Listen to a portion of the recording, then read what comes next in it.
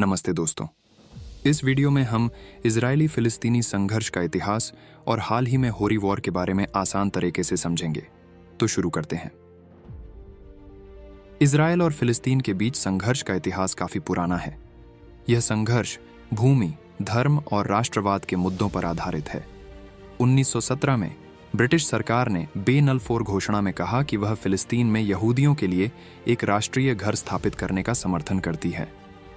इस घोषणा के बाद फिलिस्तीन में यहूदियों का आप्रवास बढ़ गया और फिलिस्तीनी अरबों और यहूदियों के बीच तनाव बढ़ गया।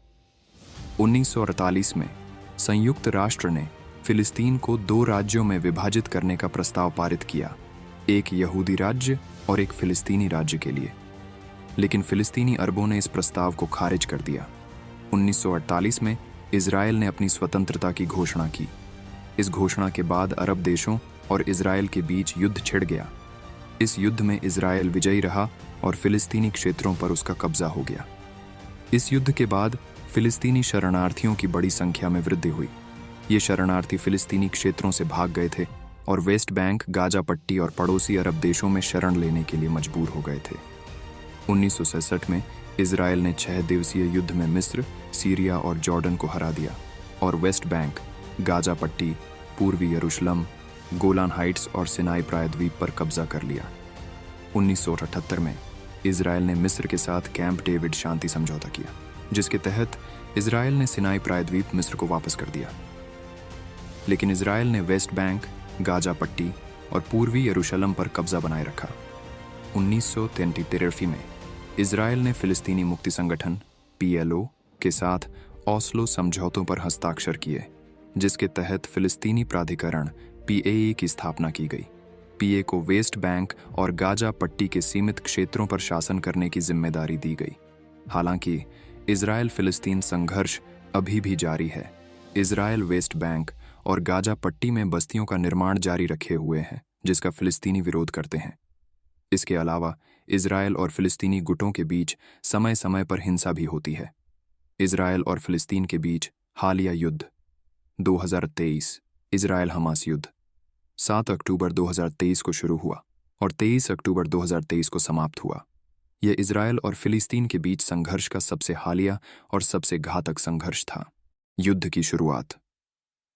की शुरुआत 7 अक्टूबर 2023 को हुई, जब हमास ने इजरायल पर 5000 से अधिक रॉकेट दागे।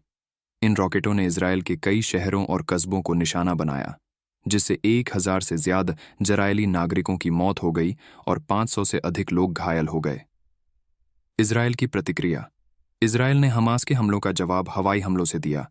इजरायल ने गाजा पट्टी में हमास के ठिकानों और बुनियादी ढांचे को निशाना बनाया। इन हमलों में 2000 से अधिक फिलिस्तीनी नागरिकों की मौत हो गई और 500 से अधिक लोग घायल हो गए। युद्ध की समाप्ति। 23 अक्टूबर 2023 को इजरायल और हमास ने एक मध्यस्थता के तहत एक युद्ध विराम पर हस्ताक्षर किए। इस युद्ध विराम के तहत दोनों पक्षों ने हिंसा को समाप्त करने और बातचीत शुरू करने पर सहमति व्यक्त की। युद्ध के परिणाम। 1. हमास की लोकप्रियता में वृद्धि।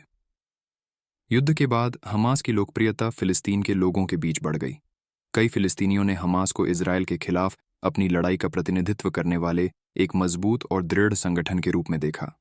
हमास ने युद्ध के दौरान इजरायल को कई नुकसान पहुंचाया, जिससे फिलिस्तीनियों के बीच हमास के समर्थन में वृद्धि हुई। इजरायल हमास युद्ध में हमास को भी भारी नुकसान हुआ। युद्ध के दौरान इजरायल ने गाजा पट्टी में हमास के ठिकानों और बुनियादी ढांचे पर कई हवाई हमले किए। इन हमलों में हमास के सैनिकों, कमांडरों और नागरिकों की बड़ी संख्या में मौत हुई। युद्ध में हमास को हुए नुकसान में शामिल हैं सैनिकों और कमांडरों की मौत। युद्ध के दौरान इजरायल के हवाई हमलों में हमास के कई सैनिक और कमांडर मारे गए। इसने हमास के सैन्य नेतृत्व को कमजोर कर दिया है। नागरिकों की मौत। इजरायल के हवाई हमलों में हमास के नियंत्रण वाले इलाकों में बड़ी संख्या में नागरिक मारे गए। इसने हमास की लोकप्रियता को नुकसान पहुंचाया है।